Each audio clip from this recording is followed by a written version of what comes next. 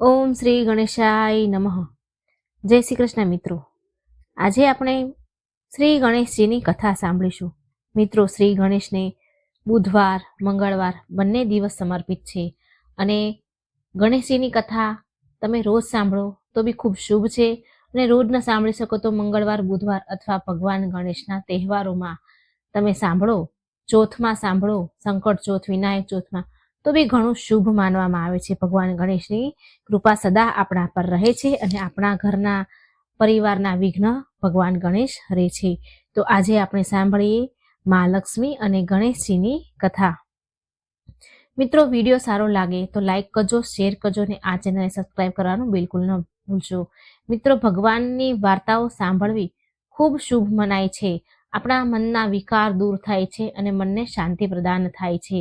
ખૂબ ભાગ્યશાળી હોય છે જે ભગવાનની કથાઓ સાંભળી શકે છે. તો મિત્રો, ભગવાનનું નામ શ્રદ્ધાથી કોમેન્ટ બોક્સમાં જરૂર લખજો અને આ કથા તમને કેવી લાગી એ પણ તમે મને જરૂર જણાવજો. જય શ્રી ગણેશ. ઓમ ગંગ ગણપતિ નમઃ. લક્ષ્મીજી અને ગણેશજીની આરાધના માટે સૌથી શુભ માનવામાં આવે છે આ દિવસને. આજે તમને એક એવી સરસ વાર્તા સંભળાવવા જઈ રહી છું જેને સાંભળવા માત્રથી તમારા જીવનની તમામ મુશ્કેલીઓ તકલીફો દૂર થશે અને ઘરમાં ક્યારેય ધનની કમી નહીં રહે. આ કથા એક એવા પરિવારની છે જે પોતાની ભૂલોના કારણે બરબાદીના કાંઠે પહોંચી જાય છે, પરંતુ પછી મા લક્ષ્મીની કૃપા અને સાચા જ્ઞાનને તેમનું જીવન બદલી નાખ્યું. તો ચાલો પૂરા ભક્તિભાવથી, શ્રદ્ધાથી, પ્રસન્નચિત્ત મનથી મા લક્ષ્મીનું ધ્યાન કરતા આ પાવન કથાની શરૂઆત કરીએ. એક સમયની વાત છે. ભારત વર્ષના એક નાના એવા સુંદર ગામમાં રામકિશન નામનો એક ખેડૂત પરિવાર તેના પરિવાર સાથે રહેતો હતો. રામકિશન ખૂબ જ સીધો અને મહેનતુ માણસ હતો. તેની પાસે પોતાની થોડી ઘણી જમીન હતી જેના પર ખેતી કરીને તે પોતાનું ગુજરાન ખૂબ મુશ્કેલીથી ચલાવતો હતો. રામકિશનનું આખું જીવન સાદગી અને મહેનતમાં જ વીત્યું. તેણે ક્યારેય કોઈનું ખરાબ ન કર્યું, ન ઈચ્છ્યું અને હંમેશા ઈમાનદારીથી એ કમાતો અને કમાણી પર ભરોસો કર્યો. રામકિશનના પરિવારમાં તેની પત્ની અને 2 યુવાન દીકરા પણ હતા. મોટા દીકરાનું નામ ધનરાજ અને નાના દીકરાનું નામ શરદ. બંને દીકરા શરીરથી ખૂબ જ મજબૂત અને કામ કરવામાં ખૂબ હોશિયાર. રામકિશને પોતાના બંને દીકરાઓ પર ખૂબ જ ગર્વ હતો એને, કારણ કે તેઓ બંને શહેરમાં જઈને સારું એવું કામ કરતા અને ખૂબ પૈસા કમાતા. ધનરાજ અને શરદની કમાણી એટલી સારી હતી કે જો તે ઈચ્છે ને તો તેમનો પરિવાર ગામનો સૌથી અમીર પરિવાર બની શકતો હતો. રામકિશન હંમેશા એ જ સપનું જોતો હતો કે તેના બંને દીકરા જે પૈસા કમાઈને લાવે છે તેનાથી તેમનું જૂનું ઘર નવું બની જશે અને ઘરમાં સુખ સુવિધાની બધી વસ્તુઓ આવશે. પરંતુ રામકિશનની આ વિચારધારા અને તેનું સપનું હકીકતમાં બદલાઈ રહ્યું ન હતું અને તેનું સૌથી મોટું કારણ તેના દીકરાઓની એક ખૂબ ખરાબ લત હતી. ધનરાજ અને શરદ બંને ખૂબ મહેનતુ તો હતા અને દિવસભર પરસેવો પાડીને ભારે કામ પણ કરતા હતા, જેનાથી તેમને સાંજે સારા પૈસા મળતા હતા. પરંતુ જેવો સૂરજ આથમે અને સાંજ પડે કે તેમની મતિ ભ્રષ્ટ થઈ જતી. એ જ ગામના એક મહોલ્લામાં બીરુ નામનો એક લુહાર રહે. બીરુ લુહાર કહેવા ખાતર તો લોખંડનું કામ કરતો, પરંતુ એની અસલ ધંધો તેનો કંઈક બીજો જ હતો. બીરુ લુહાર ખૂબ જ ચાલાક અને લાલચુ પ્રકારનો માણસ. તેણે પોતાના ઘરની પાછળ છુપાઈને દારૂ વેચવાનો અડ્ડો બનાવી લીધો હતો. બીરુ લુહારની જીભ એટલી મીઠી હતી કે ગામના ભોળા લોકોને પોતાની વાતોમાં પટાવી લેતો. એ લુહારે જાણી જોઈને ધનરાજ અને શરદ જેવા નવયુવાનને નિશાન બનાવ્યું. તે જાણતો હતો કે રામકિશનના બંને દીકરા સારું કેવું કમાય છે, તેથી તેણે ધીરે ધીરે એ બંનેને દારૂની લત લગાડી લીધી. રોજ સાંજે જ્યારે ધનરાજ અને શરદ કામેથી ઘરે આવે તો તેઓ સીધા ઘરે ન જાય, એના બદલે એ બીરુ લુહારના અડ્ડા પર પહોંચી જાય. બીરુ તેમને ખૂબ પ્રેમથી બેસાડે અને કહે કે દિવસભરનો થાક ઉતારવા માટે આ ખૂબ જ જરૂરી છે. શરૂઆતમાં તો તેમણે મફતમાં બધું પીવડાવ્યું, આદત પાડી, પરંતુ જ્યારે તેઓ પૂરી રીતે પકડમાં આવી ગયા તો બીરુ તેમની પાસેથી તેમની મહેનતની કમાણીના બધા પૈસા પડાવવા લાગ્યો.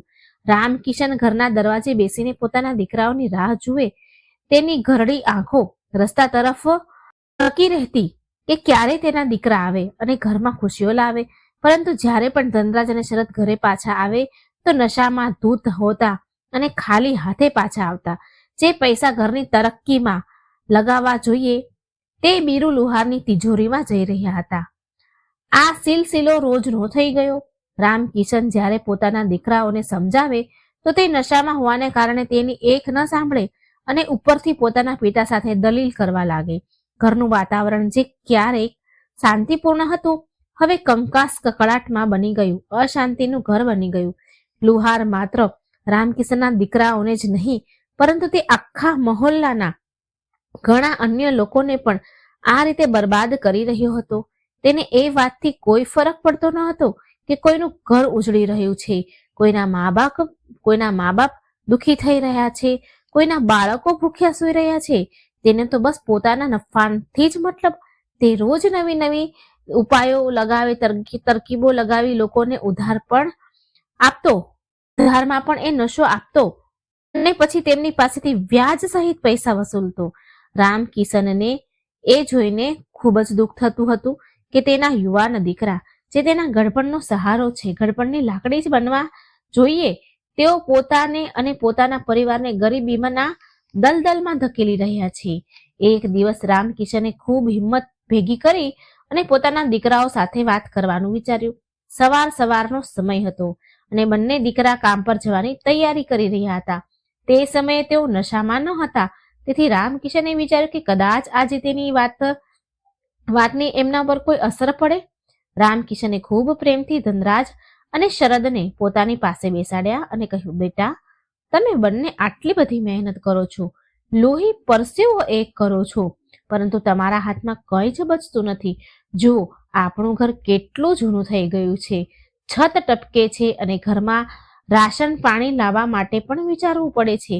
પેલા બીરુ લુહારના ચક્કરમાં તમે તમારી જવાની અને પૈસા બંને બરબાદ કરી રહ્યા છો, જીવન ખોઈ રહ્યા છો. પોતાની વાત સાંભળીને ધનરાજનું માથું થોડું ઝૂકી ગયું. તેને તેની ભૂલનો અહેસાસ તો થતો હતો, પરંતુ લત એટલી બધી ખરાબ પડી ગઈ હતી કે સાંજ પડતા જ તેના પગ આપોઆપ બીરુના ઘર તરફ વળી જતા. શરદે પણ કહ્યું કે પિતાજી, અમે કોશિશ કરીએ છીએ કે આજથી ત્યાં નહીં જઈએ, પરંતુ જેવી જ સાંજ પડે અને મિત્રો સાથે મળી અને બીરુ લુહારના અડ્ડા પર ચાલી જાય.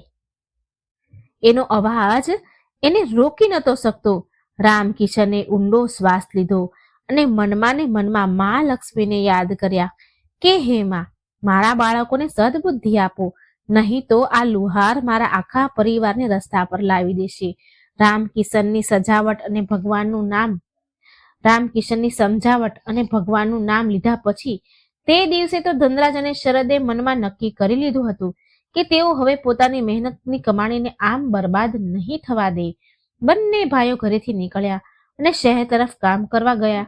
તે દિવસે તેમણે તનતોડ મહેનત કરી, તડકામાં પરસેવો પાડ્યો, ભારે કોથળા ઉપાડ્યા અને સાંજ સુધી ખૂબ કામ કર્યું. તેમની મહેનત જોઈને તેમનો માલિક પણ ખુશ થઈ ગયો અને તેમને તે દિવસથી મજૂરી સાથે કંઈક ઇનામના પૈસા પણ આપ્યા.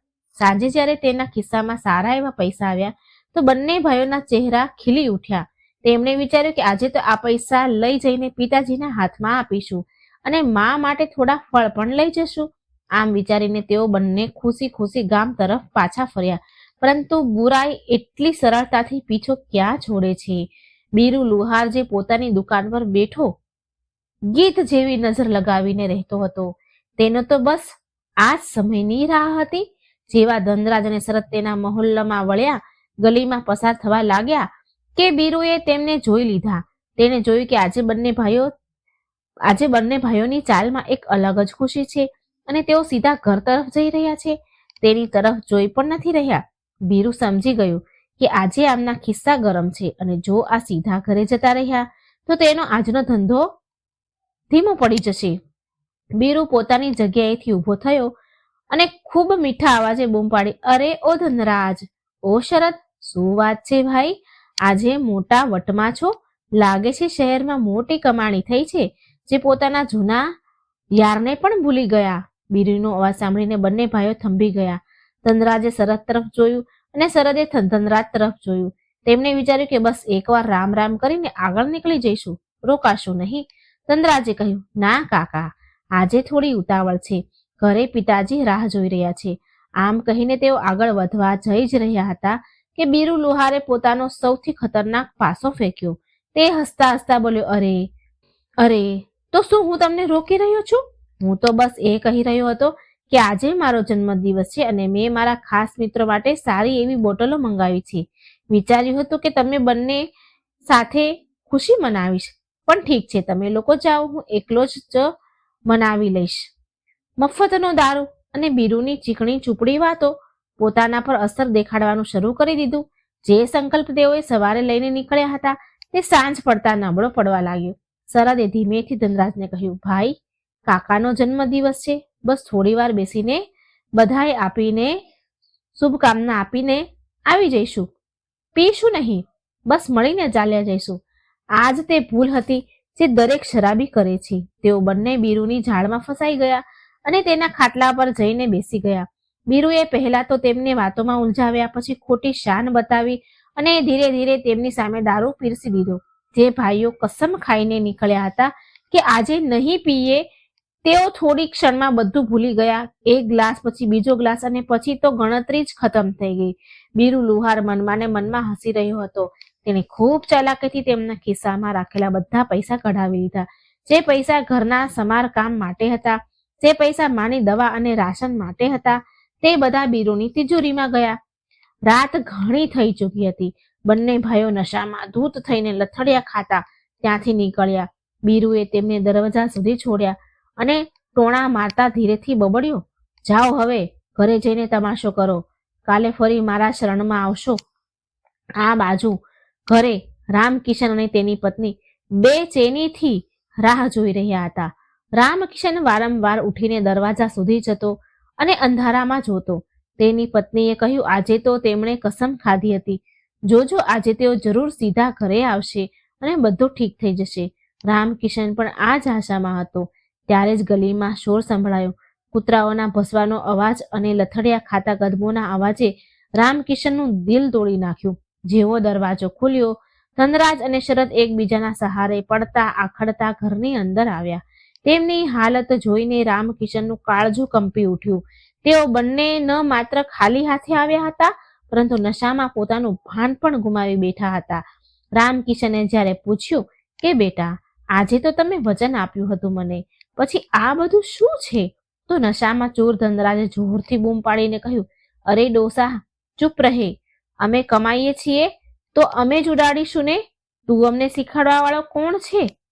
પોતાના દીકરાના મોઢેથી આવા અપમાનજનક શબ્દ સાંભળીને રામકિશન તો સ્તબ્ધ રહી ગયો. જે દીકરાને તેને આંગળી પકડીને ચાલતા શીખવાડ્યું હતું, આજે એ જ તેને ચૂપ કરાવી રહ્યો છે. રામકિશનની પત્ની આ દ્રશ્ય જોઈને ધ્રુસકે ને ધ્રુસકે રડવા લાગી. તે રાત્રે રામકિશનના ઘરમાં ચૂલો સળગ્યો નહીં. બંને દીકરા તો નશામાં બેભાન થઈને આંગણામાં જ પડી ગયા, પરંતુ વૃદ્ધ માતા પિતા આખી રાત જાગતા રહ્યા. રામકિશને જોયું કે તેના ઘરની હાલત દિવસે ને દિવસે એટલી ખરાબ થતી જઈ રહી છે. ઘરની દિવાલો તૂટી રહી હતી અને ખૂણામાં રાખેલા અનાજના ડબ્બા પણ ખાલી થવા આવ્યા હતા. ત્યાં બીજી તરફ તેને ખબર પડી હતી કે બીરુ લુહારે પોતાના ઘરમાં નવો ઓરડો બનાવી લીધો છે અને નવી ગાડી પણ ખરીદી લીધી છે. આ વિચારીને રામકિશનને ખૂબ ગુસ્સો આવ્યો કે કેવી રીતે એક અધર્મી માણસ બીજાનું ઘર બરબાદ કરીને પોતે તરક્કી કરે છે, પોતે પ્રગતિ કરી રહ્યો છે. બીજે દિવસે સવારે જ્યારે ધનરાજ અને શરદની આંખ ખુલી તો તેમના માથામાં ભારે દુખાવો હતો. તેમને રાતની કોઈ વાત યાદ ન હતી. જ્યારે તેમણે જોયું કે માની આંખો સૂજેલી છે અને પિતાજી ગુમસુમ બેઠા છે, તો તેમને આભાસ થયો કે જરૂર રાત્રે કોઈ મોટો તમાશો થયો છે. બંને પોતાના ખિસ્સા તપાસ્યા તો જોયું કે ખિસ્સા બિલકુલ ખાલી છે. કાલની આખી મહેનતની કમાણી ગાયબ હતી. શરમને કારણે તેમની નજર ઊંચી થતી ન હતી, પરંતુ હવે પસ્તાવાથી શું થાય જ્યારે ખેતરમાંથી પાક લૂંટાઈ ગયો. હવે આ સિલસિલો માત્ર એક દિવસનો ન હતો. આ તો હવે રોજની કહાની બની ગઈ હતી. રામકિશન સમજી ગયો હતો કે લડાઈ ઝઘડા કે સમજાવાથી હવે કંઈ નથી થવાનું. આ કોઈ સાધારણ લત નથી. આ એક પ્રકારનું ગ્રહણ છે જે તેના ઘરની લક્ષ્મીને ખાઈ રહ્યું છે. તેણે વડીલો પાસેથી સાંભળી રાખ્યું હતું, જે ઘરમાં કલેશ હોય છે અને જ્યાં નશો કરવામાં આવે છે, ત્યાંથી માં લક્ષ્મી રિસાઈને ચાલ્યા જાય છે અને ત્યાં દરિદ્રતાનો વાસ થઈ જાય છે. રામકિશને વિચાર્યું કે મારે જ કંઈક કરવું પડશે. તેને યાદ આવ્યું કે આજે બુધવાર છે. તેના દાદાજી એવું કહેતા હતા કે બુધવારનો દિવસ ગણેશજી અને મા લક્ષ્મીને પ્રસન્ન કરવા માટે ખૂબ વિશેષ હોય છે. જો સાચી વિધિ અને શ્રદ્ધાથી માનું આવાહન કરવામાં આવે તો મોટામાં મોટું સંકટ ટળી જાય છે. રામકિશન નાઈ ધોઈને ઘરના નાના મંદિરની સામે બેસી ગયો. તેણે નક્કી કર્યું કે પોતાના પરિવારને આ નરકમાંથી બહાર કાઢીને જ રહેશે. તેણે પોતાની પત્નીને બોલાવી અને કહ્યું, સાંભળે છે, હવે રડવાથી કંઈ નથી થવાનું. આપણે આપણા ઘરના વાતાવરણને બદલવું પડશે. જ્યાં સુધી આપણા ઘરમાં પવિત્રતા નહીં આવે ત્યાં સુધી મારા દીકરાઓની બુદ્ધિ નહીં સુધરે. આજે બુધવાર છે અને આજથી આપણે એક નિયમ બનાવીશું.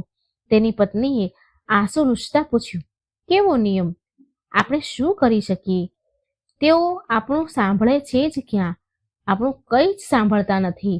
રામકિશને ખૂબ જ ગંભીરતાથી કહ્યું, તેઓ નહીં સાંભળે પરંતુ ઉપરવાળો તો સાંભળશે ને. મેં સાંભળ્યું છે કે મા લક્ષ્મીની એક એવી પાવન કથા છે જેને જો બુધવારના દિવસે સાચા મનથી વાંચવામાં કે સાંભળવામાં આવે તો ઘરની બધી નકારાત્મક ઉર્જા ખતમ થઈ જાય છે. તે કથા માણસના મનને બદલી નાખે છે. આપણે આજ સાંજે તે કથા શરૂ કરીશું. ભલે દીકરા સાંભળે કે ન સાંભળે, આપણે આમાં આપણા ઘરમાં તે દીવો પ્રગટાવીશું. રામકિશનનો વિશ્વાસ અટલ હતો. તેને ખબર નહોતી કે આ કેવી રીતે થશે, પરંતુ તેને ભરોસો હતો કે મા લક્ષ્મી પોતાના ભક્તને ક્યારેય ખાલી નિરાશ નથી કરતા. બીજી બાજુ બીરુ લુહાર પોતાની દુકાન પર બેઠો પોતાના સાથીઓ સાથે ટહકા લગાવી રહ્યો હતો. તે કહી રહ્યો હતો કે જોયું રામકિશનના દીકરાઓને કેવું મારા પર ઈશારા પર નાચે છે. રામકિશનના દીકરા મારા કહેવા પર મારા ઈશારા પર નાચે છે. અત્યારે તો મેં તેમની અડધી કમાણી જ ખાધી છે. ધીરે ધીરે તેમની જમીન જાયદાદ બધું જ મારા નામે થઈ જશે. આ ખેડૂત લોકો મહેનત કરતા જાણે છે પરંતુ સાચવતા નથી જાણતા પૈસા. બીરુને પોતાના પાપની કમાણી પર ખૂબ ઘમંડ હતો, પરંતુ તેને એ નથી ખબર કે જ્યારે કોઈ લાચાર પિતાનો પોકાર ઈશ્વર સુધી પહોંચે છે તો મોટા મોટા પાપીઓનું સામ્રાજ્ય હલી જાય છે. રામકિશનની પ્રાર્થના હવે પોતાની અસર દેખાડવાની જ હતી, કારણ કે તેણે હવે માણસનો આશરો છોડીને દેવી શક્તિનો સહારો લીધો હતો. રામકિશને મનમાં ને મનમાં નક્કી તો કરી લીધું હતું કે તે આજે બુધવારના દિવસે મા લક્ષ્મીની પૂજા કરશે અને પોતાના ઘરના હાલતને બદલશે. પરંતુ તેની સામે એક ખૂબ મોટો પડકાર ઊભો હતો. પૂજા પાઠ માટે થોડી સામગ્રીની જરૂર હતી. ઘરમાં ના દીવો પ્રગટાવવા માટે શુદ્ધ ઘી હતું, ના અગરબત્તી અને ના તો પ્રસાદ માટે કોઈ મીઠાઈ.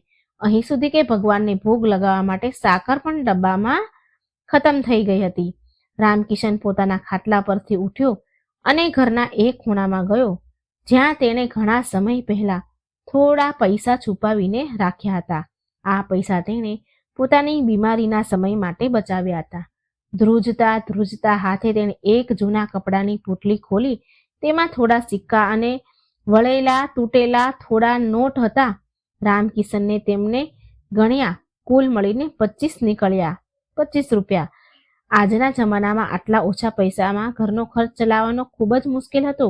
પૂજાની સામગ્રી તો દૂરની વાત હતી, પરંતુ રામકિશનની શ્રદ્ધા પૈસાથી મોહતાજ ન હતી. તેણે પોતાની પત્ની તરફ જોયું, જેની આંખમાં પણ એક આશાનું કિરણ દેખાયું. પત્નીએ પોતાના ફાટેલા પાલવના છેડેથી ખોલીને 5નો એક સિક્કો રામકિશનની હથેળીમાં મૂકી દીધો અને બોલી, મારી પાસે બસ આ જ બચ્યું છે. કદાચ આનાથી થોડી મદદ મળી જાય તમને. રામકિશનની આંખો ભરાઈ ગઈ. જે ઘરમાં દીકરા હજારો રૂપિયા કમાતા હોય તેના માતા પિતા 5 જોડવા માટે મજબૂર હતા. તેણે તે પૈસા મુઠ્ઠીમાં લીધા અને બજાર તરફ ચાલ્યા. તેના મનમાં બસ એક જ ધૂન હતી કે ભલે ગમે તે થઈ જાય, આજ સાંજે ઘરમાં મા લક્ષ્મીનો પાઠ જરૂર કરીશ, જરૂર થશે. રામકિશન જ્યારે ગામના રસ્તેથી પસાર થઈ રહ્યા હતા તો તેની ચાલમાં એક અજીબ ઝડપ હતી. તે ઈચ્છતા હતા કે જલ્દીમાં જલ્દી બધો સામાન ઘરે લઈ જાઉં, પાછો ઘરે જઉં અને પવિત્ર વાતાવરણ બનાવું. પરંતુ જેવો તે ચોક પાસે પહોંચ્યો તેને ફરી એક જ મનહૂસ ચહેરો દેખાયો. બીરુ લુહાર પોતાની દુકાનની બહાર ઓટલા પર પગ લાંબા કરીને બેઠો હતો અને હુક્કો પી રહ્યો હતો. રામકિશનને જોતા જ તેના ચહેરા પર એક કુટિલ સ્મિત આવી ગયું. બીરુને તો જાણે આખા ગામની ખબર રહેતી હતી. તેને ખબર હતી કે રામકિશનના ઘરમાં દાણા દાણાના ફાફા છે. તેણે રામકિશનને બૂમ પાડી, અરે રામકિશન ભાઈ, આટલા તડકામાં ક્યાં ભાગ્યા જાઓ છો અને મુઠ્ઠી આટલી જોરથી બંધ કરી રાખી છે? કોઈ ખજાનો હાથ લાગી ગયો છે કે શું? રામકિશન રોકાવા નહોતો ઈચ્છતો, ઊભો રહેવા નહોતો માંગતો, પરંતુ બીરુનો અવાજ સાંભળીને તેના પગ ભારે થઈ ગયા. તેણે બીરુ તરફ જોયા વગર જવાબ આપ્યો, કંઈ નહીં ભાઈ, બસ ઘર માટે થોડો સામાન લેવા જઈ રહ્યો છું. બીરુ જોરથી હસ્યો અને બોલ્યો, સામાન? અરે સાંભળ્યું છે કે તમારા ઘરમાં તો આજકાલ ચૂલો સળાગવો પણ મુશ્કેલ થઈ ગયો છે. તમારા લાડલા દીકરા તો બધી કમાણી મારી દુકાન પર લૂંટાવી જાય છે. તમે કેમ આટલી મહેનત કરી રહ્યા છો? જે પણ કમાશો કે બચાવશો છેવટે તો એ મારી પાસે જ આવવાનું છે. બીરુની આવી વાત સાંભળી રામકિશનના હૃદયમાં તીર વાગ્યું. આ વાત સાચી હતી કે તેના દીકરાઓને કારણે તેની ઇજ્જત અને પૈસા બંને બીરુના પગમાં પડી રહ્યા હતા, પરંતુ આજે રામકિશનની અંદર એક અલગ જ શક્તિ હતી. તેણે બીરુની આંખોમાં આંખો નાખીને કહ્યું, બીરુ, સમય સૌનો એક સરખો નથી રહેતો. આજે મારા દીકરા ભટકી રહ્યા છે એટલે તું હસી રહ્યો છે, પરંતુ મને મારી મા લક્ષ્મી અને ઈશ્વર પર ખૂબ ભરોસો છે. જે દિવસે એમની કૃપા થશે ને, તે અંધારું પણ છટાઈ જશે અને મારા દીકરા પણ સુધરી જશે. તું તારી કમાણી પર ઘમંડ ન કર. અધર્મના પૈસા ક્યારેય ફળતા નથી. આટલું કહીને રામકિશન ઝડપથી આગળ વધી ગયો. બીરુ લુહાર થોડી ક્ષણો માટે સ્તબ્ધ રહી ગયો. તેણે રામકિશનના અવાજમાં આજ સુધી આવી સખતાઈ અને આત્મવિશ્વાસ ક્યારેય જોયો ન હતો. તે હંમેશા રામકિશનને એક લાચાર અને બિચારો બાપ સમજતો હતો. બીરુએ મનમાં ને મનમાં વિચાર્યું, લાગે છે કે આ ડોહો ભટકી ગયો છે, સઠિયાઈ ગયો છે. પૂજા પાઠથી ક્યાંક દારૂડિયો સુધરે છે? કોઈથી સાંભળ્યું ક્યાંય દારૂડિયો સુધર્યો?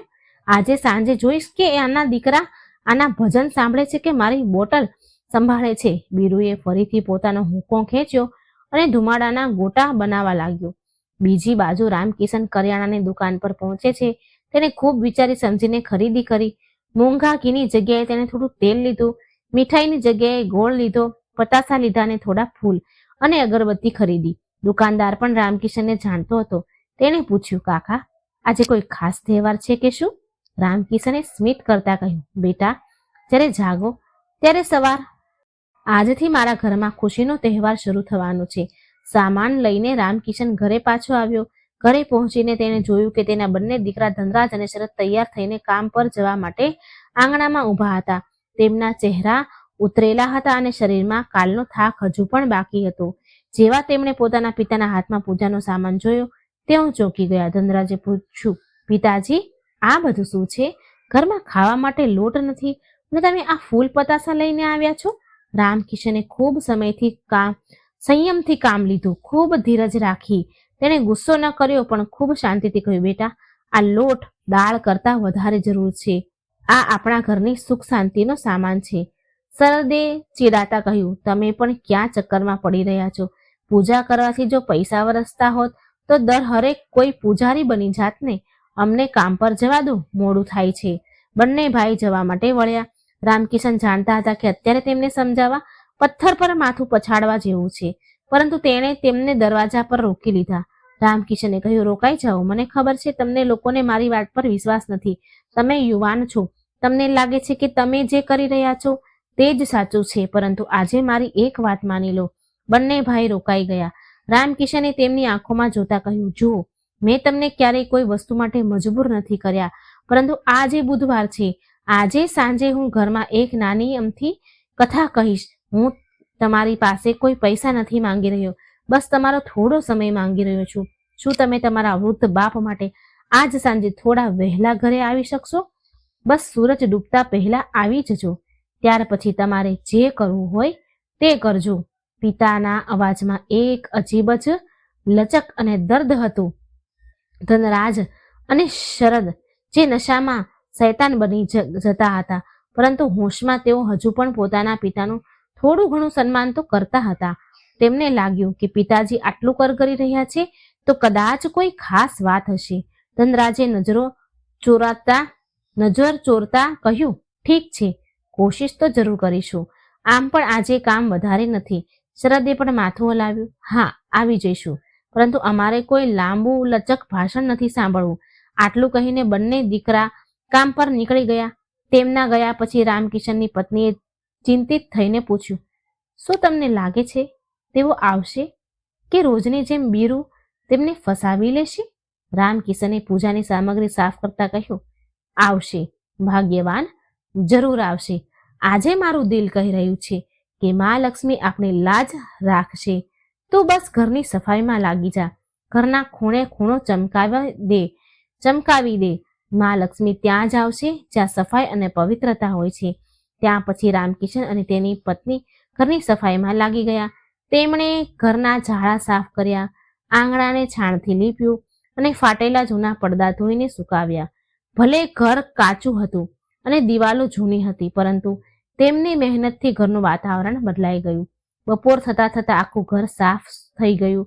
રામકિશને એક નાનો બાજોટ લીધો, તેના પર લાલ કપડું પાથર્યું. તેની પાસે મા લક્ષ્મી અને ગણેશજીની એક જૂની તસવીર ફોટો મૂક્યો. તેને લૂછ્યો, સાફ કર્યો અને બાજોટ પર સ્થાપિત કર્યો. જેમ જેમ સાંજ નજીક આવી રહી હતી, રામકિશનના ધબકારા વધી રહ્યા હતા. આ માત્ર એક પૂજા ન હતી, આ તેના જીવનની સૌથી મોટી પરીક્ષા હતી. એક તરફ લુહારની લાલચ અને નશો હતો જે તેના દીકરાઓને ખેંચી રહ્યો હતો, અને બીજી તરફ એક પિતાની શ્રદ્ધા અને વિશ્વાસ હતો. સૂરજ ધીરે ધીરે પશ્ચિમ દિશા તરફ નમવા લાગ્યો. પક્ષીઓ પોતાના માળા તરફ પાછા ફરતા હતા. રામકિશન વારંવાર દરવાજા તરફ જોઈ રહ્યા હતા. શું ધનરાજ અને શરદ તેમનું વચન નિભાવશે? બીજી બાજુ શહેરમાં કામ કરતા ધનરાજ અને શરદના મનમાં પણ આજે અજીબ બેચેની હતી.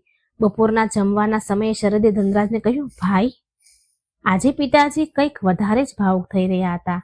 તેમના ચહેરા જોયો હતો. તમે એમનો ચહેરો જોયો હતો? કેટલો ઉતરી ગયો હતો?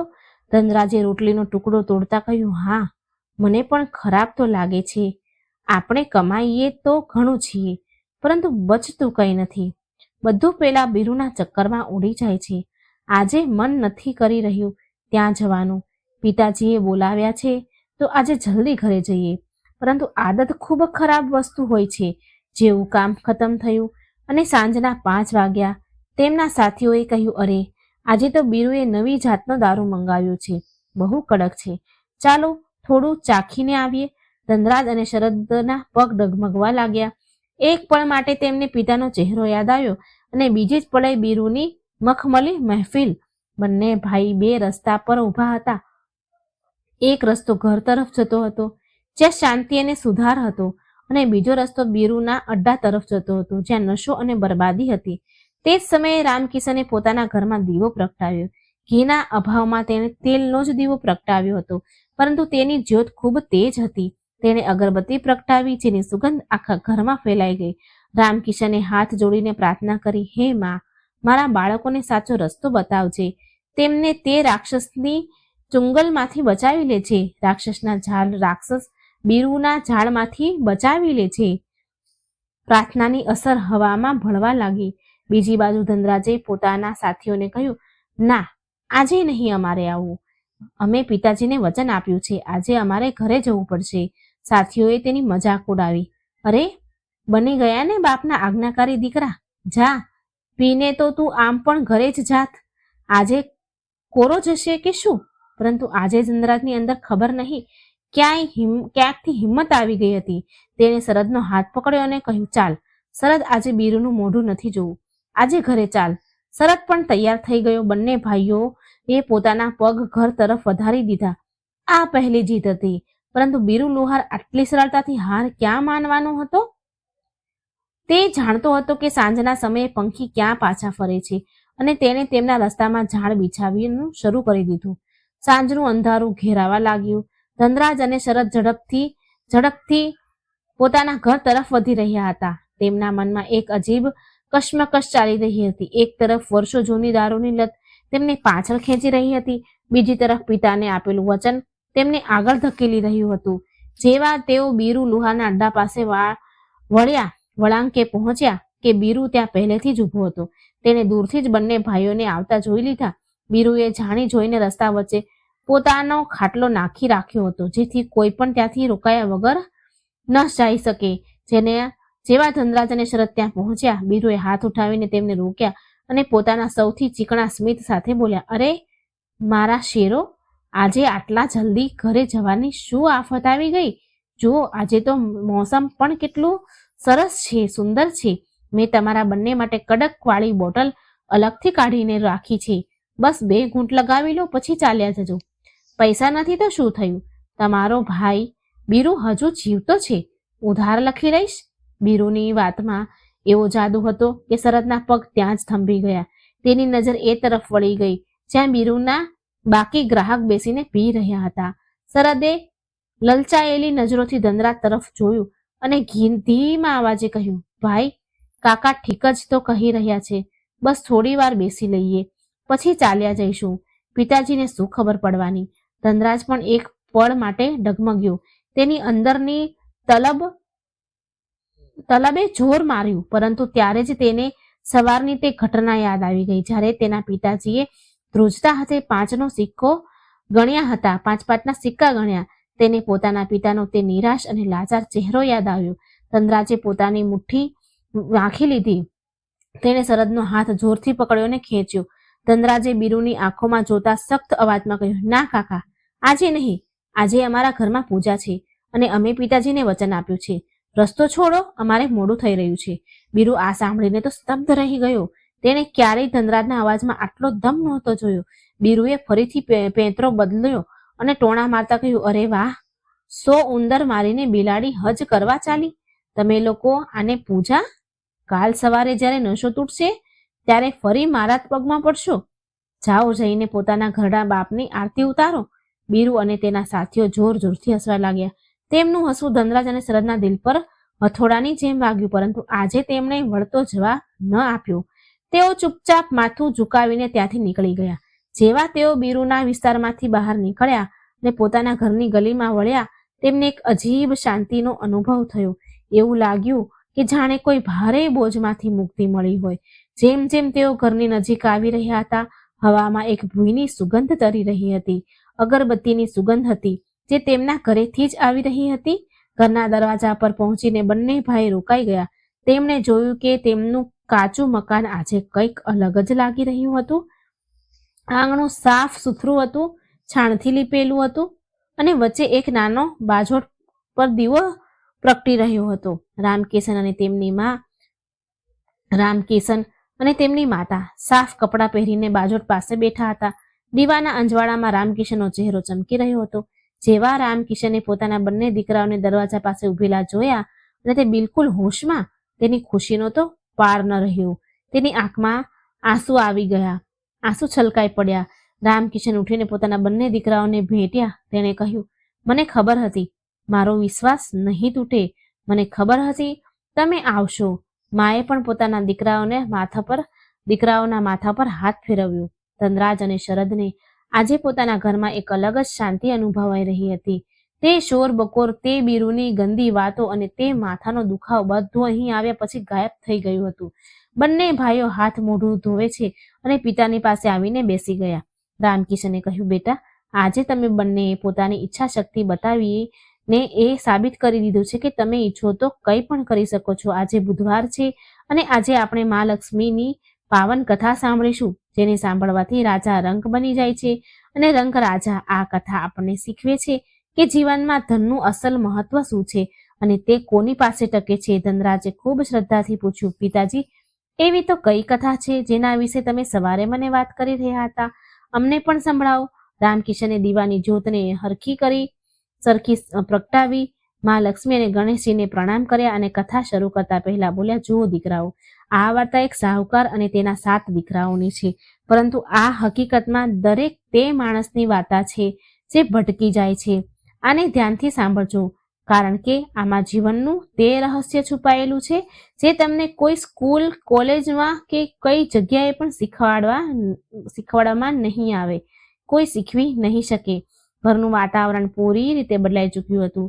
બહાર અંધારું હતું, પરંતુ રામકિશનના ઘરમાં જ્ઞાનનું અજવાળું થવાનું હતું. ત્રણેય ધનરાજ, શરદ અને તેમની માં ખૂબ ધ્યાનથી રામકિશન તરફ જોવા લાગ્યા. રામકિશને પોતાની આંખો બંધ કરી ઈશ્વરનું સ્મરણ કર્યું અને પોતાના ભારે પરંતુ સૌમ્ય અવાજમાં કથા શરૂ કરી. પ્રાચીન સમયની વાત છે.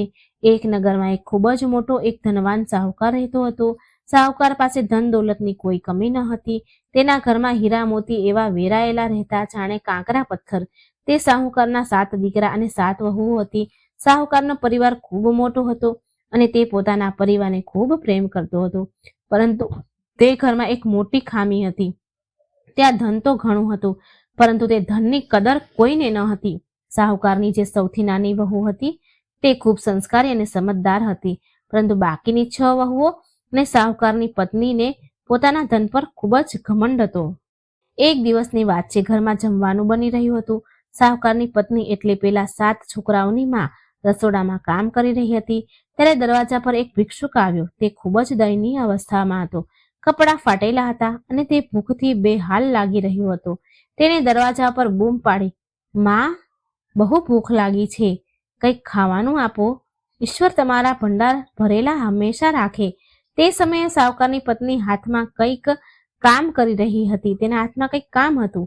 તેણે ભિક્ષુકનો અવાજ સાંભળ્યો, પણ તેને અણસાંભળ્યો કરી દીધો. ભિક્ષુકે ફરીથી બૂમ પાડી, માં, એક રોટલીનો ટુકડો જ આપી દો.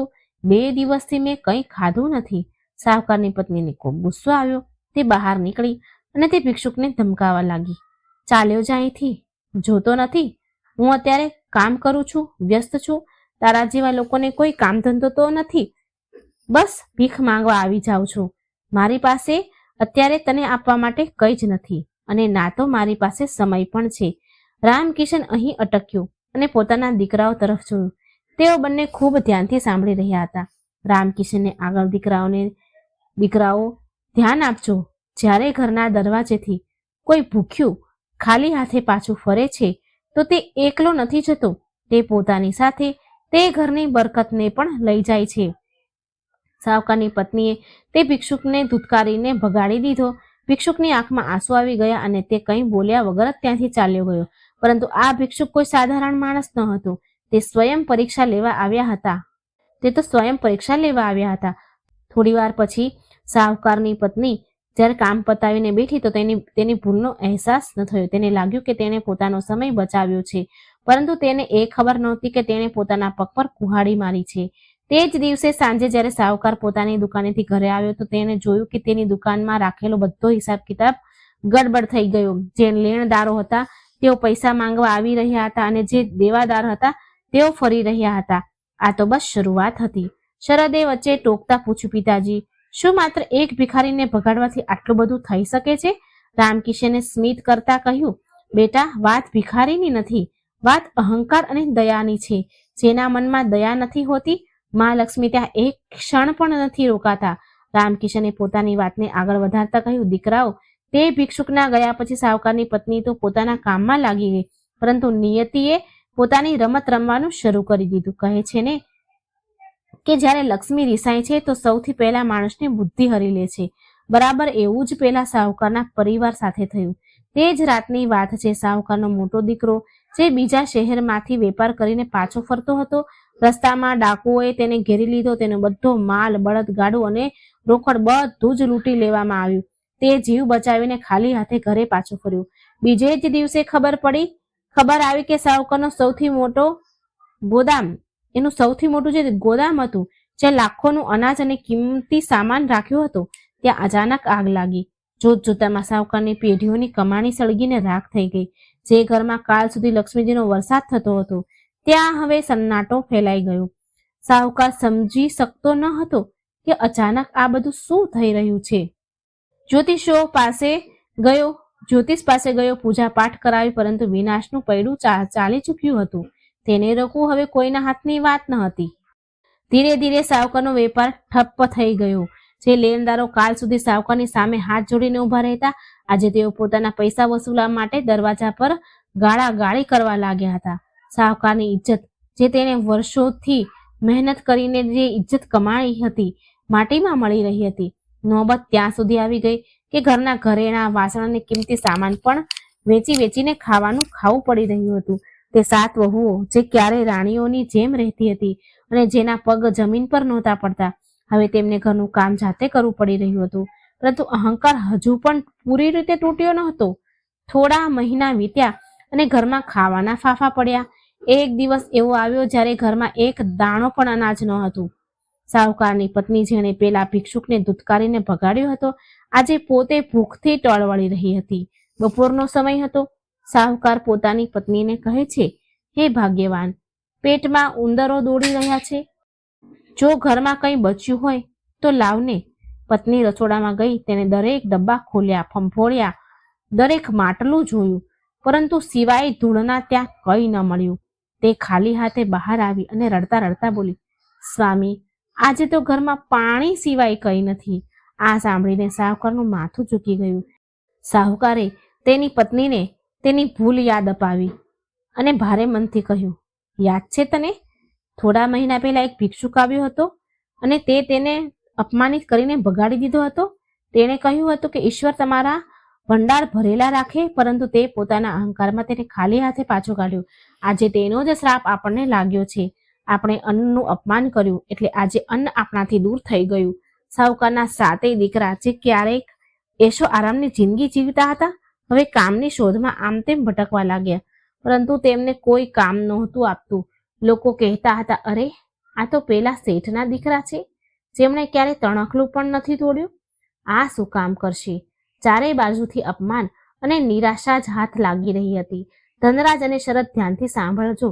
જ્યારે ખરાબ સમય આવે છે તો પોતાનો પડછાયો પણ સાથ નથી આપતો. સાહુકારના જે મિત્રો રોજ તેના ઘરે દાવત ઉડાડવા આવતા હતા, આજે તેમણે સાહુકારને ઓળખવાનું પણ બંધ કરી દીધું હતું. આખરે હાર માનીને સાહુકારે પોતાના પરિવારને ભેગો કર્યો. તેણે કહ્યું, આ નગરમાં હવે આપણું ગુજરાન નહીં થઈ શકે.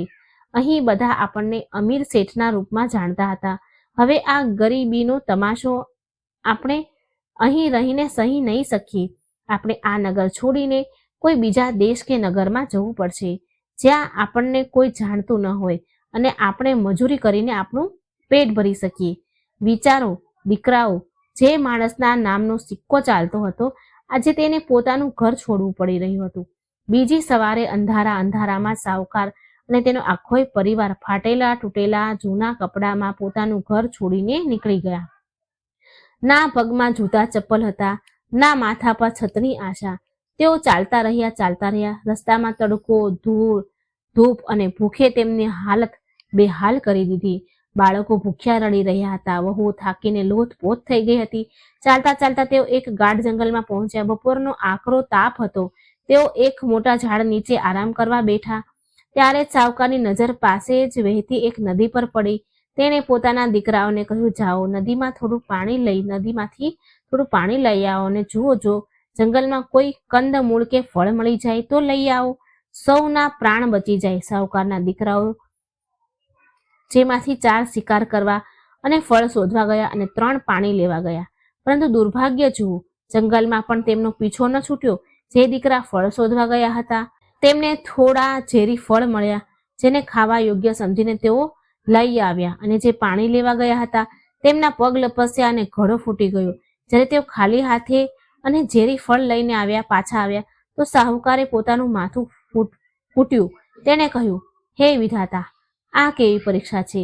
શું અમારા પાપ એટલા બધા મોટા છે કે એમને જંગલમાં પણ ચેન નહીં મળી રહ્યું? તે રાત્રે તેમને ભૂખ્યા પેટે જ ઝાડ નીચે સૂવું પડ્યું. ના પથારી, ના ચાદર, બસ ખુલ્લા આકાશ નીચે તેઓ બધા એકબીજાને અડીને સૂઈ ગયા. બીજા દિવસે તેઓ ફરી ચાલ્યા અને એક બીજા નગરમાં પહોંચ્યા. આ નગર ખૂબ સુંદર હતું. અહીંના રાજાનું નામ ધર્મપાલ હતું અને તે ખૂબ જ ન્યાયપ્રિય અને દાની રાજા હતા. સાહુકારે વિચાર્યું કે અહીં કદાચ કંઈક કામ મળી જાય. સાહુકારે પોતાના દીકરાઓને અલગ અલગ દિશામાં કામ શોધવા માટે મોકલી દીધા. સંજોગ જુઓ, સાહુકારનો સૌથી નાનો દીકરો, જેની પત્ની ખૂબ સંસ્કારી હતી, તે ફરતા એક સરોવરના કિનારે પહોંચી. ત્યાં તેણે જોયું કે કેટલીક સ્ત્રીઓ ખૂબ જ શ્રદ્ધા ભાવથી પૂજા કરી રહી હતી. તેઓ માટીના ઢગલા બનાવી રહી હતી, તેના પર ફૂલ ચડાવી રહી હતી અને એક વાર્તા સાંભળી રહી હતી. નાનો દીકરો ત્યાં જ એક ઝાડ પાછળ ઊભો રહીને જોવા લાગ્યો. તેને બહુ જિજ્ઞાસા થઈ કે આ સ્ત્રીઓ શું કરી રહી છે. જ્યારે પૂજા પૂરી થઈ તો તે હિંમત કરીને તે સ્ત્રીઓ પાસે ગયો. તેની હાલત જોઈને મહિલાઓને ખૂબ દયા આવી. તેણે પૂછ્યું, બેટા, કોણ છે તું અને આમ છુપાઈને શું જોઈ રહ્યો હતો? છોકરાએ હાથ જોડીને કહ્યું, માતા, હું એક બદનસીબ માણસ છું. મારો પરિવાર ખૂબ મુશ્કેલમાં છે અમે દાણા દાણા માટે તડપી રહ્યા છીએ. મેં જોયું કે આપ લોકો કેટલી ભક્તિભાવથી પૂજા કરી રહ્યા છો. મારા મનમાં શાંતિ મળી એટલે હું ઊભો રહી ગયો. શું આપ મને કહેશો કે આ કયું વ્રત છે અને આપ કોની પૂજા કરો છો? તે સ્ત્રીઓમાં એક વૃદ્ધ સ્ત્રી હતી. તેણે બહુ પ્રેમથી કહ્યું, બેટા, આ કોઈ સાધારણ પૂજા નથી. આ માં લક્ષ્મીનું વ્રત છે અને અમે બુધવારની કથા સાંભળી રહ્યા હતા. જે પણ માણસ સાચા મનથી બુધવારના દિવસે ગણેશજી અને માં લક્ષ્મીનું ધ્યાન કરે છે અને આ કથા સાંભળે છે, માં લક્ષ્મી તેના બધા કષ્ટ હરી લે છે. ભલે ખોવાયેલું ધન હોય કે ખોવાયેલું સન્માન, આ વ્રતના પ્રભાવથી બધું પાછું મળી જાય છે. છોકરાઓએ ઉત્સુકતાથી પૂછ્યું, માતા, શું સાચુંમાં એવું થઈ શકે? શું મારી ગરીબી પણ દૂર થઈ શકે છે? વૃદ્ધ સ્ત્રીએ કહ્યું, હા બેટા, માં લક્ષ્મીનો મહિમા અપરંપાર છે. જો તું અને તારો પરિવાર શ્રદ્ધાથી આ વ્રત કરશો તો તમારા દિવસો જરૂર બદલાશે. પરંતુ યાદ રાખજો, મનમાં છળ કપટ ન હોવું જોઈએ. છોકરાએ તરત પૂછ્યું, માતા, આની વિધિ શું છે? મને કહો, હું જરૂર કહીશ. તે સ્ત્રીએ બુધવાર વ્રતની પૂરી વિધિ કહી. તેણે કહ્યું, બુધવારના દિવસે સવારે જલ્દી ઉઠી સ્નાન કરી ઘરને સાફ કરો. ગણેશજી અને લક્ષ્મીજીની મૂર્તિ કે ફોટો સામે ઘીનો દીવો કરો. લીલી ધરો ગણેશજીને ચડાવો કારણ કે તેમને ખૂબ જ પ્રિય છે. પછી ગોળ અને ચણાનો પ્રસાદ બનાવો અને સૌથી જરૂરી વાત, બુધવારની કથા સાંભળો અને બીજાને સંભળાવો. જો થઈ શકે તો કોઈ ગરીબને ભોજન કરાવો. કોઈનું અપમાન ન કરો. છોકરાએ બધી વાત પોતાના મનમાં ગાંઠ વાળી લીધી. તેને લાગ્યું જાણે તેને ડૂબતા તણખલાનો સહારો મળી ગયો હોય. તે દોડતા પોતાના પિતા અને ભાઈઓ પાસે ગયો. તેઓ બધા એક ધર્મશાળાના ખૂણામાં બેઠા પોતાના નસીબને કોસી રહ્યા હતા. નાના દીકરાએ જઈને કહ્યું, પિતાજી, માતાજી, રડવાનું બંધ કરો. પિતાજી, માં, રડવાનું બંધ કરો. મને આપણા દુઃખોનો ઈલાજ મળી ગયો છે. બધાએ તેને હેરાનીથી જોયો. સાહુકારે પૂછ્યું, શું થયું બેટા, શું થયું? શું કોઈ ખજાનો મળી ગયો? દીકરાએ કહ્યું, ખજાનાથી પણ મોટી વસ્તુ મળી છે. પિતાજી, મને મા લક્ષ્મીને પ્રસન્ન કરવાનો રસ્તો મળી ગયો છે. પછી તેણે વિસ્તારથી બધી સ્ત્રીઓ સાથે જે વાત થઈ હતી, જે જોયું હતું, એ બધું બતાવ્યું. કહ્યું, સાહુકારની પત્ની, જેણે પહેલા ભિક્ષુકનું અપમાન કર્યું હતું, આજે તેની આંખોમાં પશ્ચાતાપના આંસુ હતા. તેણે કહ્યું, કદાચ ઈશ્વરે આપણને આપણી ભૂલ સુધારવાનો આ છેલ્લો મોકો આપ્યો છે. આપણે આ વ્રત કરીશું. સંજોગોથી બીજે દિવસે જ બુધવાર હતો. સાહુકારના પરિવાર પાસે પૂજા માટે વધારે કંઈ ન હતું, પરંતુ તેમની પાસે હવે એ વસ્તુ હતી જે પહેલા ન હતી, સાચી શ્રદ્ધા અને અહંકારનો નાશ. તેમણે નદીમાં સ્નાન કર્યું. ધર્મશાળાના જે ખૂણામાં તેઓ રહેતા હતા તેને સાફ કર્યો. જંગલમાંથી થોડા ફૂલ અને ધરો તોડી લાવ્યા. પૈસા ન હતા તો તેમણે ગોળ ચણાની જગ્યાએ મનમાં ભગવાનને ભોગ લગાવ્યો અને હાથ જોડીને બેસી ગયા. સાહુકારે કહ્યું, હે મા લક્ષ્મી, અમારાથી જે ભૂલ થઈ ગઈ હોય તેને માફ કરો. અમને ધન નથી જોઈતું, બસ એટલી કૃપા કરો કે અમે મહેનતની રોટલી ખાઈએ, મહેનતનું ભોજન કરી શકીએ અને અમારો પરિવાર ફરીથી જોડાઈ જાય. તેમણે પૂરી શ્રદ્ધાથી કથા કહી અને સાંભળી. પૂજા પૂરી થયા પછી તેઓ બધા કામની શોધમાં નીકળ્યા. ચમત્કાર તો જુઓ, જે લોકો કાલ સુધી કામ આપવાની ના પાડતા હતા, આજે તે બજારમાં એક મોટા વેપારીએ સાહુકારના દીકરાઓને પોતાની દુકાન પર મુનિમનું કામ આપી દીધું. રામકિશને વાર્તા સંભળાવતા પોતાના દીકરાઓ તરફ જોયું અને કહ્યું, જુઓ ધનરાજ, જુઓ શરદ, આ હોય છે વિશ્વાસનું ફળ. જેવું તેમણે સાચા મનથી માને યાદ કર્યા, રસ્તા ખોલવા લાગ્યા. પરંતુ અત્યારે વાર્તા પૂરી નથી થઈ. અસલી પરીક્ષા તો હજુ બાકી છે. ધન મળવું સરળ છે, પરંતુ તેને સાચવવું અને પોતાની દાનત સાફ રાખવી એ સૌથી મુશ્કેલ છે. આગળ સાહુકાર સાથે શું થયું અને કેવી રીતે તેઓ પાછા પોતાના નગર ફર્યા એ બહુ રસપ્રદ છે. રામકિશને દીવામાં થોડું તેલ વધારે નાખતા વાર્તાને આગળ વધારી. દીકરાઓ, તે સાહુકાર અને તેના પરિવાર તે દિવસથી જ બુધવારનું વ્રત અને પૂજન પૂરી નિષ્ઠાથી શરૂ કરી દીધું. તેઓ દર બુધવારે સવારે જલ્દી ઉઠતા, સ્નાન કરતા અને ભલે સૂકી રોટલી જ કેમ ન હોય, પહેલા મહાલક્ષ્મી અને ગણેશજીને ભોગ લગાવતા, પછી પોતે ખાતા.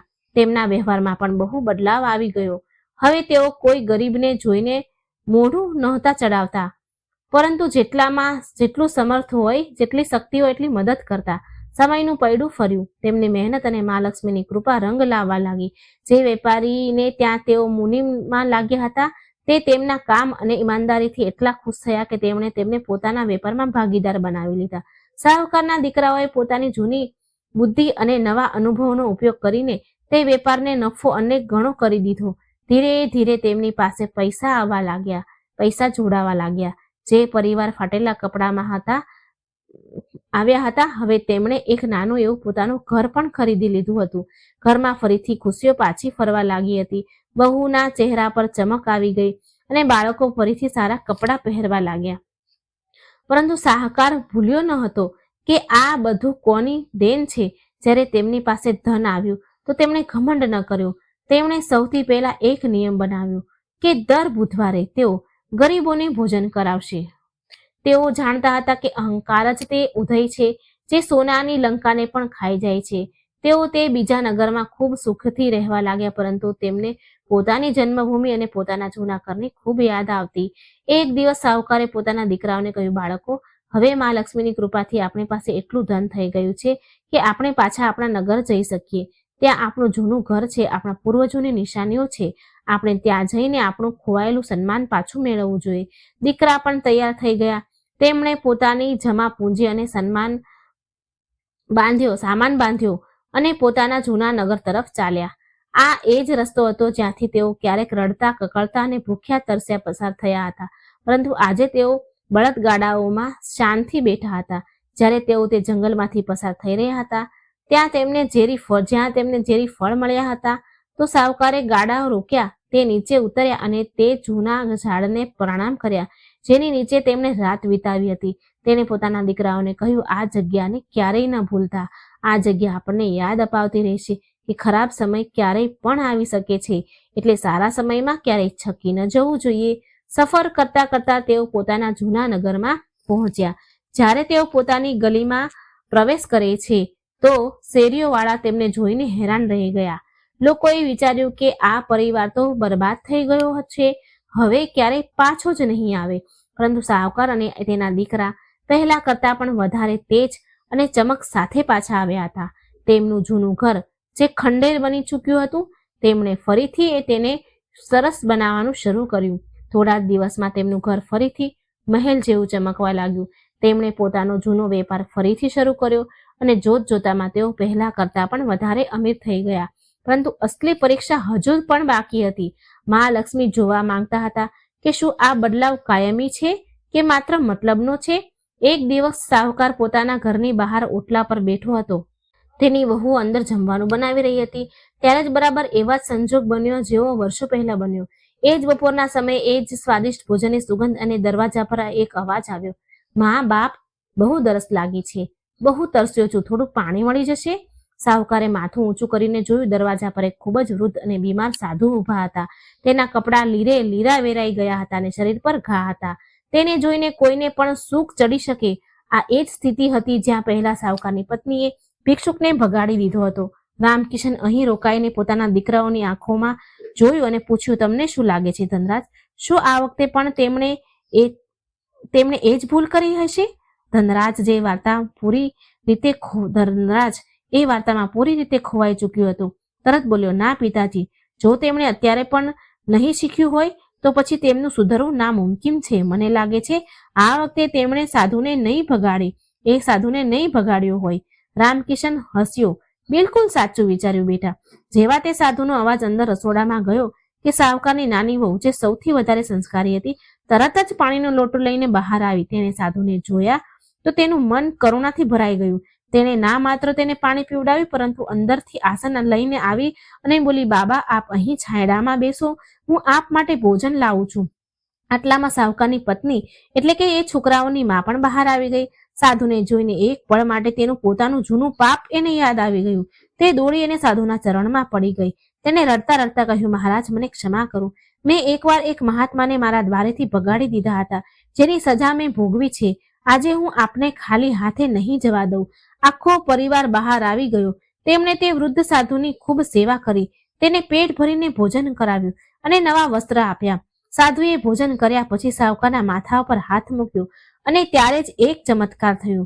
જોતજોતામાં તે વૃદ્ધ અને બીમાર સાધુ ગાયબ થઈ ગયા અને ત્યાં એક દિવ્ય રોશની ફેલાઈ ગઈ. તે રોશનીમાંથી એક અવાજ આવ્યો, વત્સ, હું તારી પરીક્ષા લઈ રહી હતી. તું આ પરીક્ષામાં સફળ થયો. તે ધનનો અસલ ઉપયોગ શીખી લીધો છે. હવે તારા ઘરમાં ક્યારેય દરિદ્રતા નહીં આવે. તે અવાજ બીજો કોઈનો નહીં, પણ સ્વયં માતા લક્ષ્મીનો હતો. માં લક્ષ્મીની પ્રેરણા હતી. તે દિવસ પછીથી સાવકારનો યશ આખા રાજ્યમાં ફેલાયો, પરંતુ તેમણે પોતાનું બુધવારનું વ્રત ક્યારેય ન છોડ્યું. તેઓ દર બુધવારે આ કથા સાંભળતા અને સંભળાવતા. રામકિશને વાર્તા પૂરી કરીને એક ઊંડો શ્વાસ લીધો. ઘરમાં એકદમ સન્નાટો હતો.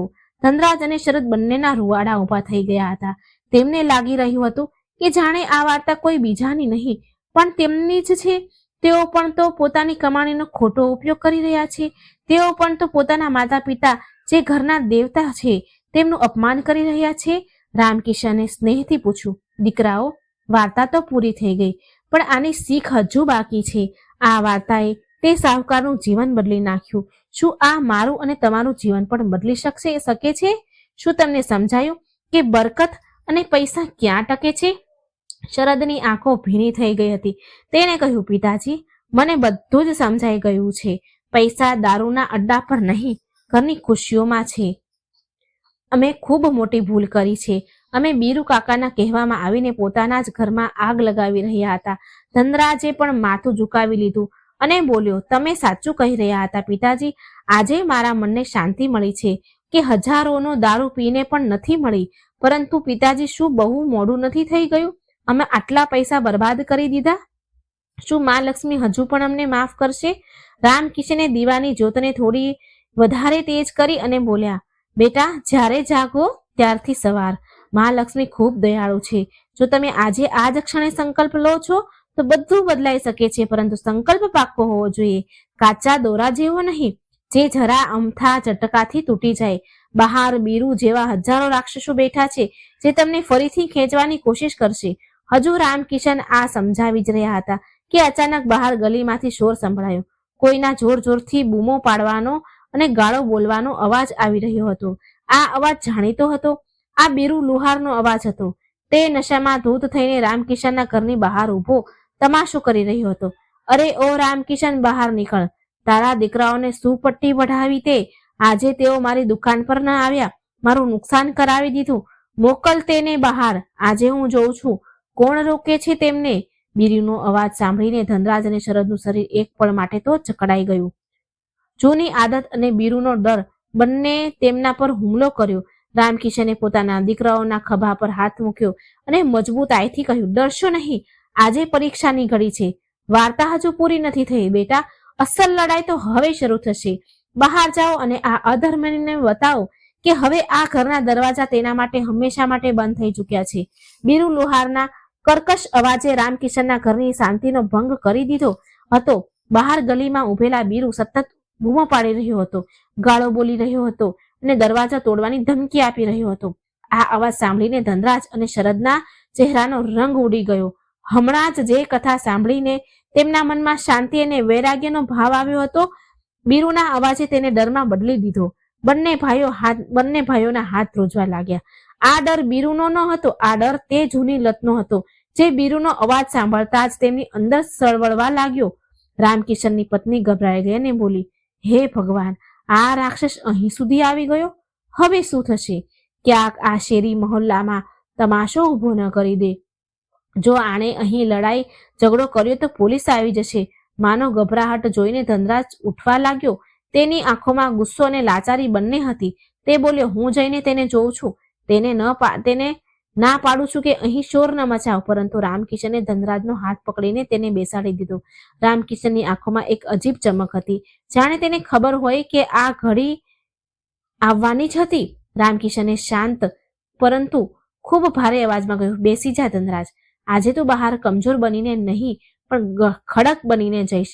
યાદ રાખ, હમણાં જે તે વાર્તા સાંભળી તે સાહુકારના દીકરાઓએ પોતાની ગરીબી સામે લડવા માટે પોતાનું ઘર છોડી દીધું હતું, પોતાનો અહંકાર છોડી દીધો હતો. શું તું એક દારૂડિયાનો સાથ નથી છોડી શકતો? રામકિશને બંને દીકરાઓની આંખોમાં જોયું અને બોલ્યો, બહાર જે ઊભો છે તે માત્ર બીરુ નથી, તે તમારી પરીક્ષા છે. મા લક્ષ્મી જોઈ રહી છે કે મારો ભક્ત પોતાની પ્રતિજ્ઞા પર કેટલો પાકો છે. જો આજે તમે ડરીને અંદર સંતાઈ રહ્યા છો તો તે રોજ આવશે, અને જો આજે તમે બહાર જઈને તેની સામે ઝૂકી ગયા તો પછી જીવન પર ઊભા નહીં થઈ શકો. આજે નિર્ણય તમારે કરવાનો છે કે તમે તે બીરુના ગુલામ છો કે પોતાના પિતાના શેર દીકરા છો. પિતાના આ શબ્દોએ ધનરાજ અને શરદની અંદર સૂતેલો સ્વાભિમાન જગાડી દીધો. શરદે પોતાની મુઠ્ઠી બંધ કરી અને ઊભો થયો. તેણે કહ્યું, ભાઈ, પિતાજી સાચું કહી રહ્યા છે. આપણે ક્યાં સુધી તેનાથી ડરીશું? આપણે આપણી મહેનતનું ખાઈએ છીએ, તેનું કર જ નથી ખાધું. ચાલો આજે આનો હિસાબ કરી જ દઈએ. ધનરાજે પણ ઊંડો શ્વાસ લીધો. તેણે એકવાર મા લક્ષ્મીનો ફોટા તરફ જોયું, મનમાં ને મનમાં પ્રણામ કર્યા ને બોલ્યો, ચાલો. રામકિશને કહ્યું, જાઓ, પરંતુ એક વાત યાદ રાખજો, લડવાનું નથી, હાથ નથી ઉપાડવાનો. બસ પોતાનામાં એટલી તાકાત રાખજો કે તેને બોલતો બંધ કરી દેવાય, તે બોલતો બંધ થઈ જાય. ગુસ્સાથી નહીં, મક્કમતાથી કામ લેજો. જેવો ધનરાજ ઘરનો દરવાજો ખોલ્યો, સામે નજારો જોઈને તેનું લોહી ઉકળી ઉઠ્યું. બીરુ લુહાર નશામાં ધૂત થઈને તેની દહેલીજ પર લાત મારવા જ જઈ રહ્યો હતો. તેની સાથે 2-3 બીજા દારૂડિયા ઉભા હતા, જે તમાશો જોઈ રહ્યા હતા. દરવાજો ખુલતા જ બીરુનું સંતુલન બગડ્યું અને તે પડતા પડતા બચ્યો. ધનરાજ અને શરદને સામે ઉભેલા જોઈને બીરુની આંખોમાં એક શેતાની ખુશી ચમકી ઉઠી. બીરુએ લથડિયા ખાતા કહ્યું, આવી ગયા મારા શેરો. મને ખબર હતી તમે મને ના નહીં પાડી શકો. અરે, અંદર શું કરી રહ્યા છો આટલી વારથી? આ ડોસા તમને કઈ પટ્ટી ભણાવી રહ્યો છે? ચાલો, છોડો આ બધું. આજની પાર્ટી મારી તરફથી છે. જુઓ, હું તમારા ઘર સુધી લેવા આવ્યો છું. હવે તો ચાલવું જ પડશે. બીરુએ પોતાનો હાથ ધનરાજના ખભા પર મૂકવાની કોશિશ કરી, પરંતુ આજે કંઈક અલગ થયું. ધનરાજે એક ડગલું પાછળ ખસી ગયો અને બીરુનો હાથ હવામાં જ રહી ગયો. ધનરાજની કરોડરજ્જુ એકદમ સીધી હતી અને નજર બીરુની આંખોમાં ડગેલી હતી. ધનરાજે ખૂબ જ સંયમ અને કડક અવાજમાં કહ્યું, આજ પછી અમે તમારા અડ્ડા પર ક્યારેય નહીં આવીએ. તમે અહીંથી ચાલ્યા જાઓ. અમારા ઘરની સામે તમાશો ન કરો. આ સાંભળીને બીરુને જાણે તો કરંટ વાગ્યો. તે એક પળ માટે સ્તબ્ધ રહી ગયો. તેને પોતાના કાન પર વિશ્વાસ ન થયો. જે ધનરાજ તેના એક અવાજ પર પૂંછડી હલાવતો ચાલતો આવતો હતો, આજે તે તેને જવાનું કહી રહ્યો છે. બીરુનો નશો થોડો ઓછો થયો અને ગુસ્સો વધી ગયો. તે બડબડ્યો, શું બોલ્યો તું? નહીં આવે? અરે, 2 દિવસનું ઘેલું છે. આ હજુ નશો ચડ્યો નથી એને એટલે આવી વાત કરી રહ્યો છે ને તું? જ્યારે તલપ લાગશે તો મારા જ પગમાં પડીશ, ગીરગડાઈશ, કરગરીશ. ને સાંભળ, જે પાછલું ઉધાર છે તે કોણ ચૂકવશે? મોટો રહીશ બની રહ્યો છે. શરદ, જે હંમેશા ચૂપ રહેતો હતો, આજે વચ્ચે બોલી પડ્યો. તેણે આગળ વધીને કહ્યું, બીરુ કાકા, તમારો જે પણ હિસાબ છે કાલ સવારે દુકાન પર આવીને આપી દઈશું અને સરભર કરી દઈશું. એક પાય ચૂકવી દઈશું, પરંતુ આજ પછી અમને પોતાની દુકાન પર બોલાવવાની કોશિશ ન કરતા. અને હા, અમારા પિતાજીને ડોસો કહેવાની હિંમત બીજી વાર ન કરતા. શરદના અવાજમાં એટલી સખતાઈ હતી કે ગલીના કૂતરા પણ ભસવાનું બંધ કરી ચૂક્યા હતા. આસપાસના થોડા લોકો જે શોર સાંભળીને પોતાની છતો, ધાબાઓ અને બારીઓમાંથી ડોકિયા કરી રહ્યા હતા, આ જોઈને હેરાન હતા. તેઓ બધા જાણતા હતા કે બીરુએ કેવી રીતે આ છોકરાઓને બગાડ્યા, પરંતુ આજે આ છોકરાઓનું આરોપ જોઈને તેઓ પણ સ્તબ્ધ રહી ગયા. બીરુને મહેસૂસ થવા લાગ્યું કે તેનો પાસો ઊંધો પડી ગયો છે. તે શેરી મહોલ્લામાં પોતાની બેઇજ્જતી થતી જોઈને વધુ વકળાયો. બીરુએ એક ગંદી ગાળ આપી અને કહ્યું, ઠીક છે, જોઉં છું કેટલા દિવસ ચાલે છે આ નાટક. કાલ સાંજ સુધી જો તમે બંને મારી દુકાન પર નાક રગડતા ન આવ્યા તો મારું નામ પણ બીરુ લુહાર નહીં. જાઓ, ડૂબી મરો તમારા આ ખંડેરમાં. આટલું કહીને બીરુએ જમીન પર થૂક્યો અને પોતાના સાથીઓ સાથે પગ પછાડતો ત્યાંથી ચાલ્યો ગયો.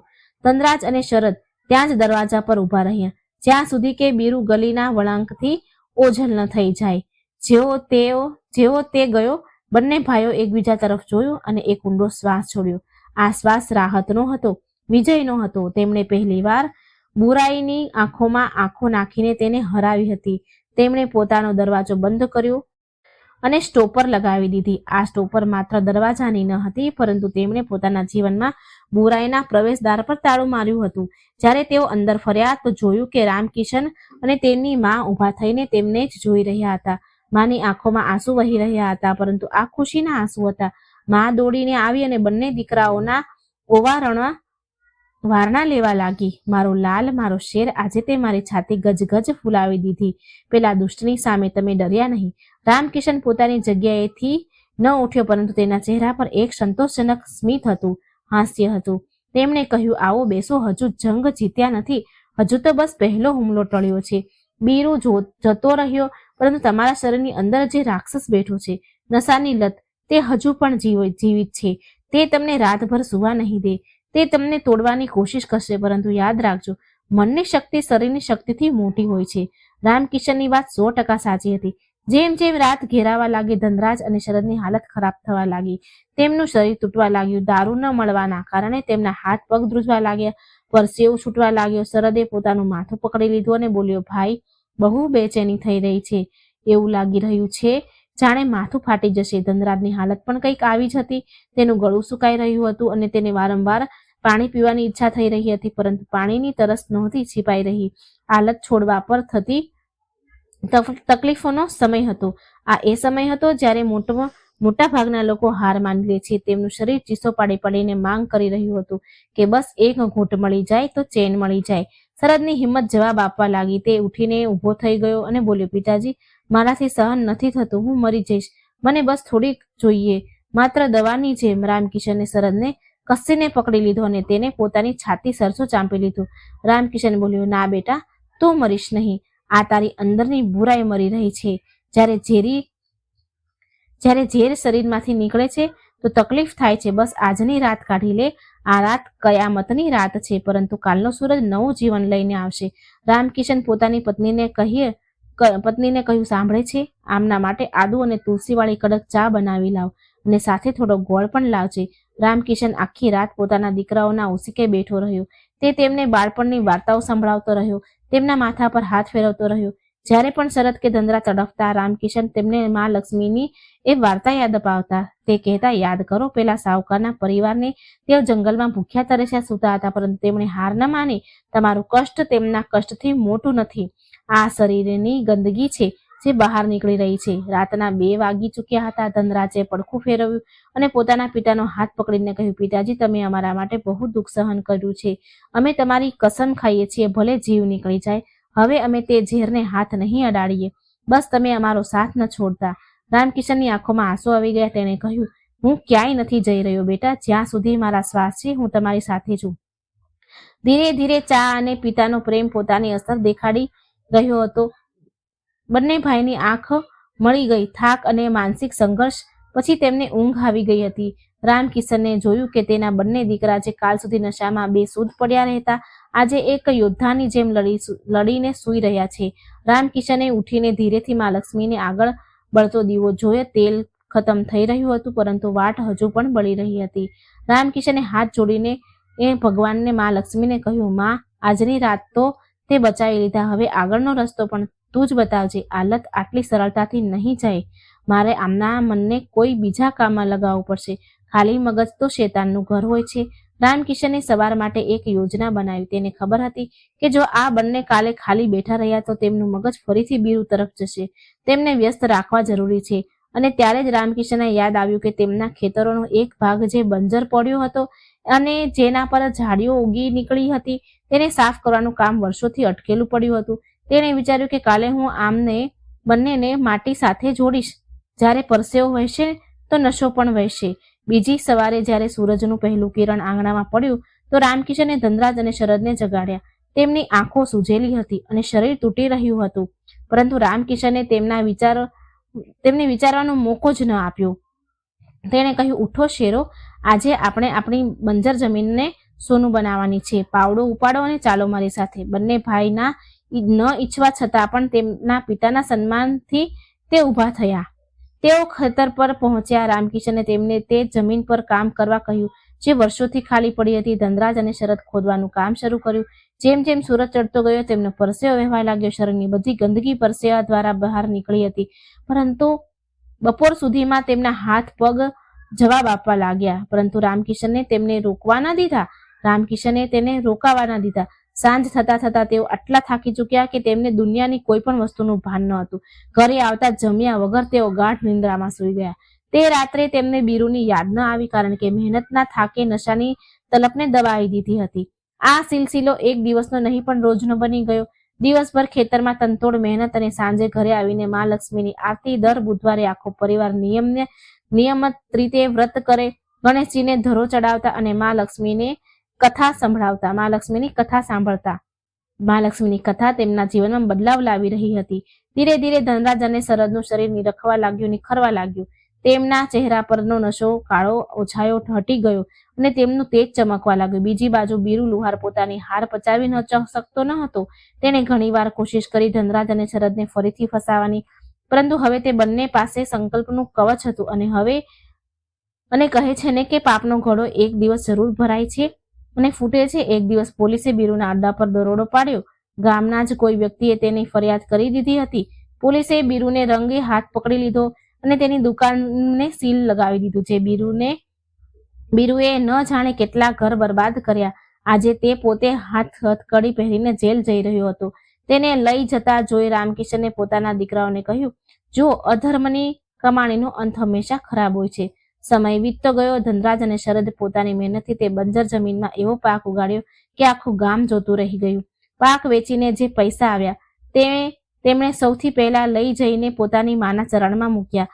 માની આંખોમાંથી આંસુ આવી ગયા, ખુશીના આંસુ છલકાઈ ગયા.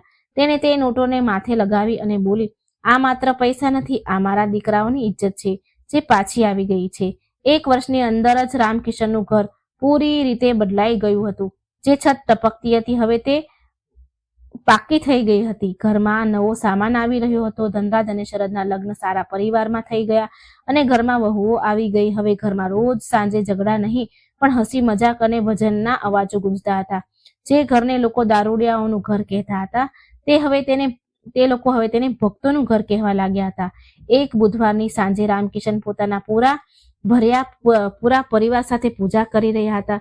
ઘરમાં ઘીના દીવા સળગી રહ્યા હતા અને સુગંધ મહેકી રહી હતી. પૂજા પૂરી થયા પછી રામકિશને પોતાના દીકરાઓને અને વહુને કહ્યું, બાળકો, આજે આપણી પાસે બધું જ છે, ધન, સુખ, સંપત્તિ, શાંતિ, પરંતુ યાદ રાખજો, આ બધું આ બુધવારના વ્રત અને ઈમાનદારીનું ફળ છે. માં લક્ષ્મી ચંચળ હોય છે. તેઓ ત્યાં જ ટકે છે જ્યાં પવિત્રતા અને પરિશ્રમ હોય છે. ક્યારેય પણ પોતાના જૂના દિવસોને ભૂલતા નહીં અને ક્યારેય કોઈ ગરીબનું અપમાન ન કરતા. ધનરાજ અને શરદે પિતાના પગે લાગ્યા અને વચન આપ્યું કે તેઓ આજીવન આ નિયમનું પાલન કરશે. રામકિશને હાથ જોડીને મહાલક્ષ્મીની મૂર્તિ તરફ જોયું અને મનમાં આભાર માન્યો કે તેમણે તેના પરિવારને વિખરાઈ જવાથી બચાવી લીધો. મિત્રો, આ વાર્તા પરથી આપણને શીખ મળે છે કે માણસ ભલે કેટલી પણ ઊંડી મુસીબત ગમે એટલી ઊંડી મુસીબત કે ખરાબ લતમાં ફસાયેલો હોય, જો તે દ્રઢ નિશ્ચય કરી લે અને ઈશ્વર પર ભરોસો રાખે તો તે બહાર જરૂર નીકળી શકે છે. બુધવારના દિવસે માં લક્ષ્મી અને ગણેશજીની આરાધના કરવાથી બુદ્ધિ શુદ્ધ થાય છે અને ઘરમાં બરકત આવે છે. પરંતુ યાદ રાખો, પૂજાની સાથે સાથે સત્કર્મ અને મહેનત પણ એટલી જ જરૂરી છે. દર્શક મિત્રો, હવે આવો આપણે બધા મળીને માં લક્ષ્મીને જય બોલાવશું. જય માં લક્ષ્મી, જય શ્રી ગણેશ. જે કોઈ આ વાર્તા સાંભળી રહ્યા છે, જેને પૂરી આ વાર્તા સાંભળી છે, એના પર તમારી કૃપા હંમેશા બનાવી રાખજો. જય શ્રી કૃષ્ણ. રાધે રાધે. Thank you.